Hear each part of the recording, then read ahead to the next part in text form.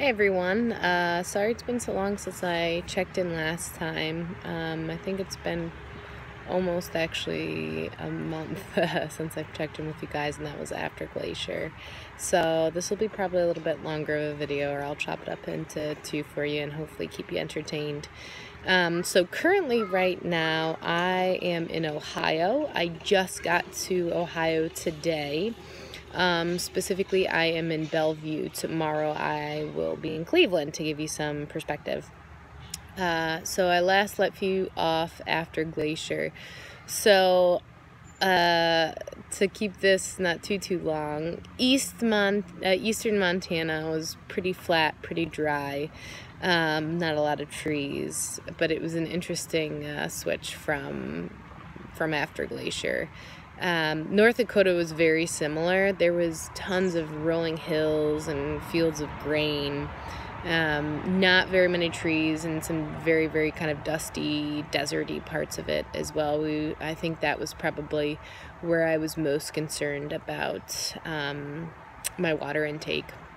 So I had basically 3 of these guys filled with me at all times, and a hydro pack, kind of like a camelback backpack just for water. And I definitely used all of those at one point just because it was so hot and windy, and you're kind of in the middle of nowhere for a lot of our routes, so that's something to consider. You can't just stop at a rest stop or even a gas station. Sometimes you're 30 or 40 miles away, so that was something we definitely had to consider. But yeah, we also faced some really tough winds. If you'd have asked me at the beginning of this trip, like what I thought was going to be the hardest, I would have immediately said like mountain passes. Those are going to be really hard, and they definitely were. But one thing I never even thought of was the winds. So in North Dakota, we faced some brutal headwinds, and they were coming at us at 15 miles per hour maybe. So, and they were just full-on headwinds. So when your like max pedaling power is 23 miles per hour on flat, it makes for a really challenging day. You know, unlike the mountain passes where at some point you will reach the top. Even if you, you know, drag yourself on all fours, you'll get to the top at some point. You just have to keep going. But we had 80 miles, I think, that day to do, and it was just, the wind was absolutely unrelenting, and it was hot, and you didn't even realize how hot it was either because it was so windy. So that was also kind of an issue that we faced. I realized how hot I was when I walked into, you know, like a convenience store at one point, and I was like, wow, my body is burning up and crispy. So I do have sunscreen for all of those that I'm sure out there in the medical field and otherwise that are curious, but lots of sunscreen. So that was interesting. So North Dakota was a challenge in a lot of different respects, but it was good. There was actually a lot of history too in North Dakota. We ended up taking a rest day in Bismarck, and this was not originally planned. We kind of had flip-flop back and forth, but we took a rest day because we saw the weather was supposed to be like 100 degrees, and we were supposed to get headwinds. So we all kind of were like, yeah, totally fine taking a rest day. So I ended up going to the North Dakota Heritage Museum or Heritage Center, and it was absolutely awesome. A pretty large museum as well, pretty modern, and learned a lot and got myself a little bit educated on North Dakota specifically, and the history of North Dakota and the indigenous people, the native people that lived there specifically. So it was really cool, and I'm glad that I actually got the time to appreciate North Dakota a little bit more. So the museum definitely helped. We had some wonderful warm showers hosts in Moorhead, Minnesota, which is right outside Fargo. Fargo was super cool, and probably our like entry back into civilization. I remember like we all were like, a mall, there's a mall, and obviously we stopped. But so Fargo was a really cool city, very neat, some kind of just street art too that we saw, but very cool city. And like I said, Moorhead's just actually, we didn't realize this, but Moorhead is in Minnesota and Fargo is in North Dakota. So it's like how, and this, I mean, these towns are like within 10 miles of each other, not even. So we were like, oh wait, I guess we're in Minnesota now, which is funny. But we had a lovely warm showers host in Moorhead, and her and her family were just absolutely lovely. Very much appreciated their time, and I guess everybody kind of coalesces at that point because that's really the midpoint. So all of the cyclists going east to west and west to east kind of meet around that area. So apparently she's really busy, and that week she had like 10 people in a row, 10 cyclists in a row staying with her, which I'm sure is it says something about her, but also just how many people are passing through that part of the country at that time, which is really neat. So we did bump into some cyclists, and we have been along the trip, which is really neat. So Minnesota was absolutely fantastic. I loved Minnesota. It was really bike friendly. I probably was on bike trails for, I would say, 75 to 90%. I couldn't give you a more accurate number than that, but it was really lovely. And not even like bike lanes, like bike actual paths. They had this really cool, very cool bike path, or series of bike paths that are one of them is the Elroy Sparta Trail, and that is the very first rails to trail, which was pretty cool to be able to bike on the first rails to trails. It was absolutely incredible. So the rails to trails is literally like old railroad tracks, or routes that have been converted to biking paths. So the ones in Minnesota specifically, the Elroy Sparta, the 400, and the one I can't think of right now, are all packed limestone.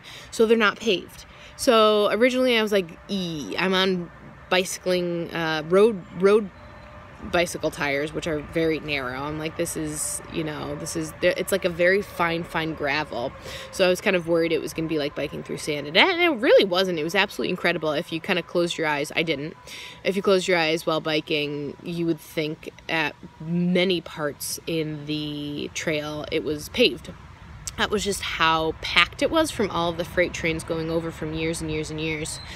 So not only was it the first rails to trails, the Elroy Sparta, going through Minnesota, but it also has these huge carved out of stone. These tunnel passes were absolutely just incredible. Really neat. And one of them is close to 4,000 feet long. You barely can see the light at the end of the tunnel. And it's kind of, the long one's kind of creepy. I'll definitely give that. It was creepy. I had to use my light on the front of my bike. And now that I'm thinking about it, I could be wrong. These trails could actually be in Wisconsin. But either way, there's a ton of bike trails through both states. And yeah, I'm pretty sure they're in Wisconsin. Sorry about that. The days in the states and the towns tend to kind of meld together, especially looking at things in retrospect. But yeah, absolutely incredible. Check out my Instagram if you want to see pictures of these amazing tunnels. Like I said, they're really like carved out of the rock, the mountain that's naturally there. So my handle is TP Larice, my last name, if you want to see these really cool tunnels on the rails to trails in Wisconsin. But Minnesota was very cool. I got to meet up with some family. So my mother-in-law's sister, I got to stay with her right outside Minneapolis. That was a lot of fun, and a little bit of a slice of home, it felt like. So it was nice to have that, since I haven't seen any of my family besides FaceTime, which I don't really think counts. And then Milwaukee was really cool. I got to see this 24-hour bike race. So basically these mostly young people, but there was everybody was there. All different types of people were there. They literally will bike a 4-mile loop for 24 hours. And how many laps you get is pretty much how you determine the winner. And I guess there's a bonus things that you can do and whatnot. But it was really neat. So my Warm Showers host took me to that. So that was definitely a very interesting experience, and met some interesting people. in Milwaukee, so that was really cool. I got to go to the Harley-Davidson Museum as well, and I put some of those pictures up on my Instagram if you'd like to see those too.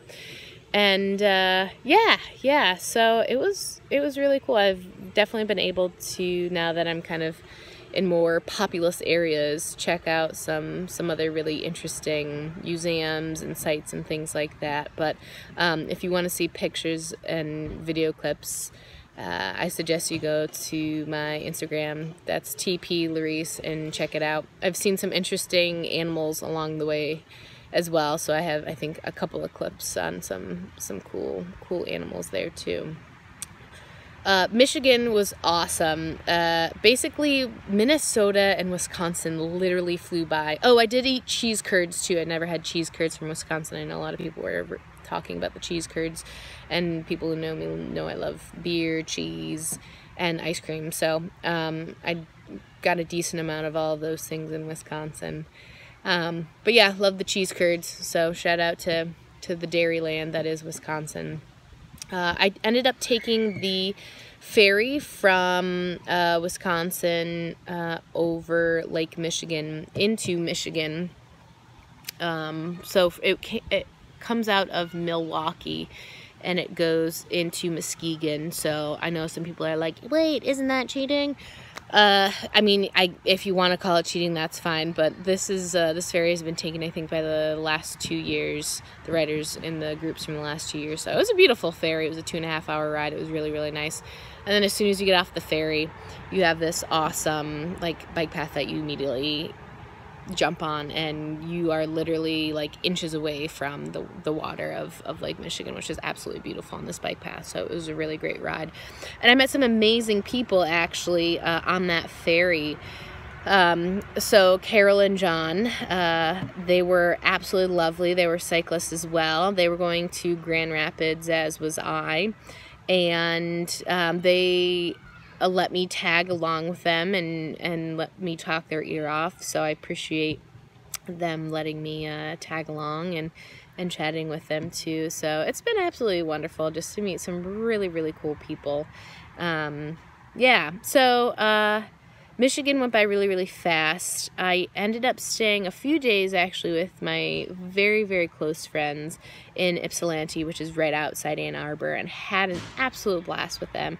Feeling really, really refreshed, and kind of recalculated all of my routes and itinerary, and realized that I probably will be home if I do not take any more rest days, and keep kind of a higher mileage average. The soonest I will be home is the 9th of August. Excuse me, the 10th of August, which is right around the corner. Today is the 3rd, so super, super fast, which is kind of crazy. So like I said, I'm in Ohio now. I'll be in Cleveland, spend a day or two in Pennsylvania, and then a couple, maybe 4 or 5 in New York. So this trip has absolutely flown by. It's been incredible. I have at least one interesting story. So I've been, now that I've, well, I guess I should preface this with a couple different things. So I have, sorry about the light here that's cutting me off. The sun is setting here at my campground. But I did separate from my smaller group. So I've been navigating pretty much, obviously, by myself. So I've been using a combination of the digital adventure cycling maps, my road atlas, and Google Maps, which has been helpful. But I have had some issues with Google Maps. Google Maps has led me astray, unfortunately, probably twice, but I'll give you a funny little anecdote. So I was trying to get to Red Wing, Minnesota, which, if you know about the work boots Red Wing, it's from the same place, which is kind of cool. And this was just like a long day, and I'm probably like 10 miles away from where I'm supposed to be staying at a campsite, and I'm just gassed. I just want to get there. And Google Maps is like, oh, take a left across this like pretty like a 4-lane divided highway. And I'm like, sure, whatever, not a big deal. So I do that, and it was fine. It wasn't actually a busy highway. So I'm on this gravel dirt road now, and we've been on dirt roads before, but it's like, so that's not entirely strange, but not your favorite thing to do again. The thin, skinny, not really racing tires, but road bike tires. So I was like, this is whatever. I have 2 miles on this road, and then it looks like I'm on like a really, more legitimate maintained road. So I keep going, and I'm probably maybe a mile in, and Google Maps is like, okay, take a slight right. And I'm like, okay, like that's fine. There's this like big sign that's like, this road is not maintained, travel at your own risk. Like, so this should be like maybe like the first, if not second, sign that like maybe I should find a different way. And my road atlases, I didn't have them with me that day, but so unfortunately I couldn't kind of double check things that way. So I was like, whatever. And I don't have service at this point either, so my GPS obviously still works, but I kind of can't be creative with what I want to search anymore. So I'm like, fine, you know what? I'm a mile away. Like, if I have to walk, I'll walk, for safety, if it gets too sandy or rocky or anything like that. So I keep going, and then it's like, oh, take another slight right. Now the sign says, road closed. And I'm like, are you kidding me? So I probably have like a mile and a half invested in this now. And again, my brain is so wired to just get where I'm going. I'm so tired. I'm so hungry. It's hot. It's sunny. I see a path behind these Jersey barriers on this bridge. And I'm like, okay, it looks like other people have gone here. I'm just going to try. I'm going to walk, and I'm going to see okay. So this is like the third or fourth thing that I should have known. Like, go back. It's okay. But I don't. I keep going. So now I'm walking through like the woods for another half a mile-ish. And I'm like 2/10 away from like thick woods. There's bugs everywhere, and yeah, I'm dragging my bike through this. Yep. I'm just hoping that I get to the other side. So I'm, again, 2/10 of a mile away from what seems like a legitimate road. And I come to another river, another bridge passing, except there's no bridge there. So me being like, I'm 2/10 of a mile away. I just have traveled 2 miles to get to this point through the woods. Like, I don't want to go turn back and go through all that like brush. So I look to my left. I'm like, okay, well, there's a stream there, and it's pretty shallow there. Like, I can walk my bike through. Trying to get down would be there's a little bit of an embankment. So again, this is like the 5th or 6th thing that's like the universe is telling me, like, no, don't do it, turn back, bad idea. So I'm like, I just want to get like to the other side. So I look down in the water in front of me, and lo and behold, I see a snake in the water. Now, mind you, I'm still on the bank. I haven't gone in yet, but I see the snake, and I am so determined and so tired that I still think to myself, well, maybe it's dead and there aren't any other snakes in there. So to test this theory out, like, you become delusional when you do so many miles at a certain point, and your blood sugar is low, and you are just at your wit's end. You will make things up. You will become delusional. So I throw a rock in there, and the snake slithers away into the murky abyss of the river. So I turn around. I'm like, okay, that's it. That's the last straw. So I ended up turning around and going back kind of where I came from, and I ended up finding my way just fine. But yeah, that was the story of how Google Maps led me astray. So Google Maps is not a fail-safe for directions. It's probably more reliable for cars, but just a word to the wise. So that's my little tidbit for all you out there, and how things aren't always as, like, things are beautiful and wonderful and magical on this trip. Like, no, it's dirty and rocky and really tough sometimes. And when you're doing long miles, today I did 100, it felt really, really good. But even at the end of a shorter day, your body is just is done. You're mentally fatigued, you're physically fatigued, regardless of how well you eat, how well you sleep. It really gets to you, and it really does start to affect your kind of cognitive ability for sure. But yeah, I've been taking care of myself pretty well.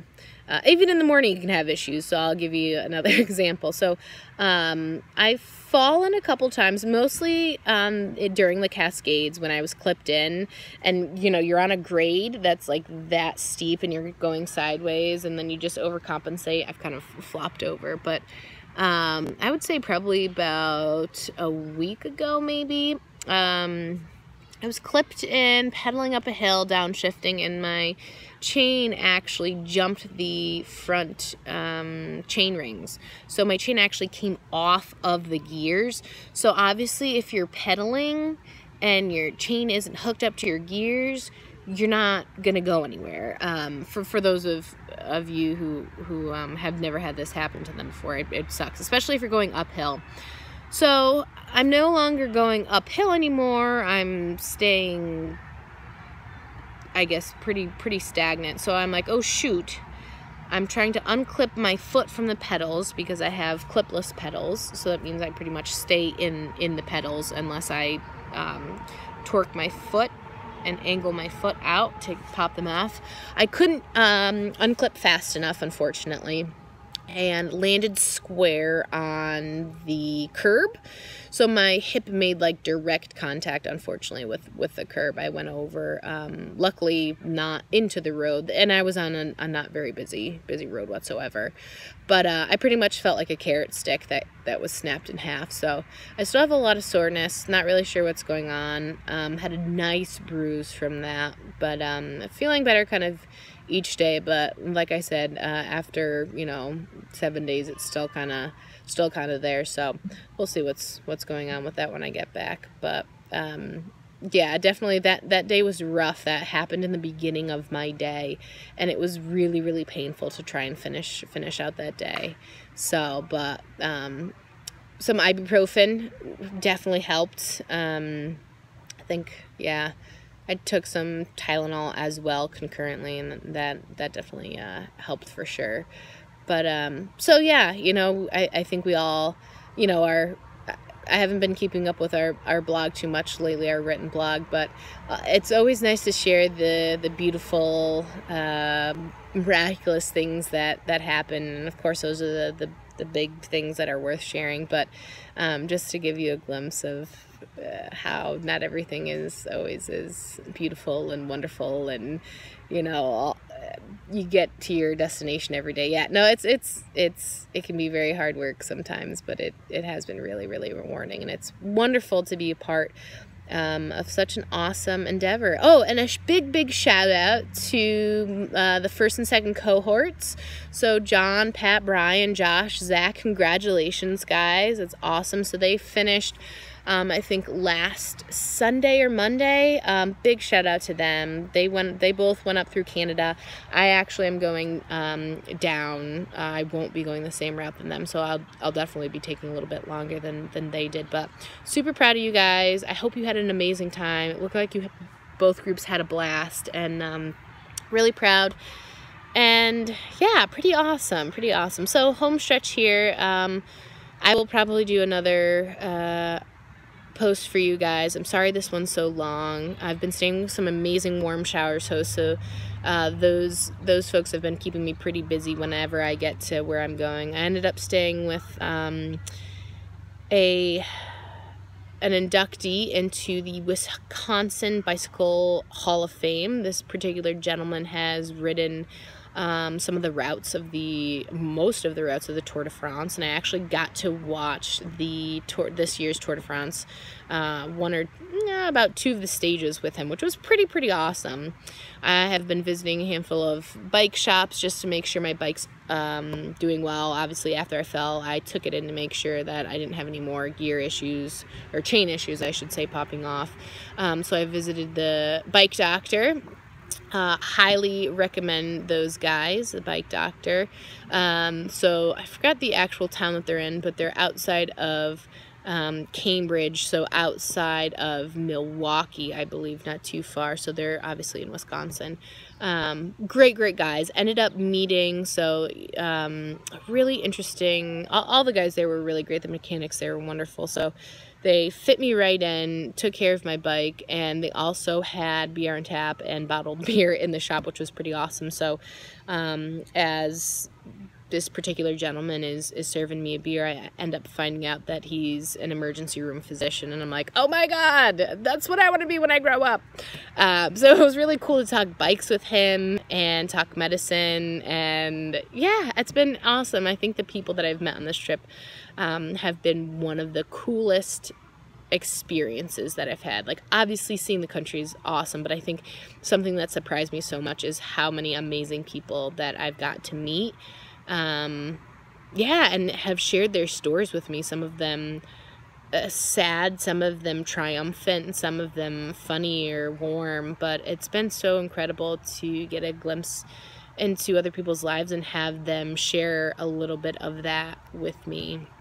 So sorry again, this is so long. I hope you find yourself, you know, instead of going on Facebook or something like that, which maybe this is how you got to my video, but hopefully you found this a little bit more stimulating than just kind of droning through your social media feed. But again, feel free if you want to look at some of the photos that I've taken and some of the places that I've been.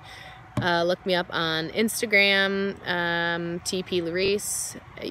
Yeah, I hope you guys have enjoyed the video update so far. Sorry, this is such a delay, but I'll hopefully at least do another one, and hopefully I'll see you guys back in Connecticut on the 10th. Or the 11th, so we'll see. Probably will be stopping home first, since I'll actually be biking through that area on the 10th, and then probably will hit Hammonasset on the 11th to conclude my ride. So if you have any questions or anything, feel free to comment. For those of you who have donated, I very much appreciate your contribution to Mental Health Connecticut, the nonprofit that is providing advocacy, support, services, and education to the residents of Connecticut to better improve the mental health of all Connecticut residents. And if you haven't, I suggest and kindly ask that you consider making a donation. You can go onto Mental Health Connecticut's website. You can just Google Mental Health Connecticut. And if you'd like to make a donation under Yukon Coast to Coast, our team, I would very much appreciate it. Yeah, so again, sorry this is so long. I hope you enjoyed the update, and I hope to post another one soon. All right, have a great night, everybody, and see you soon.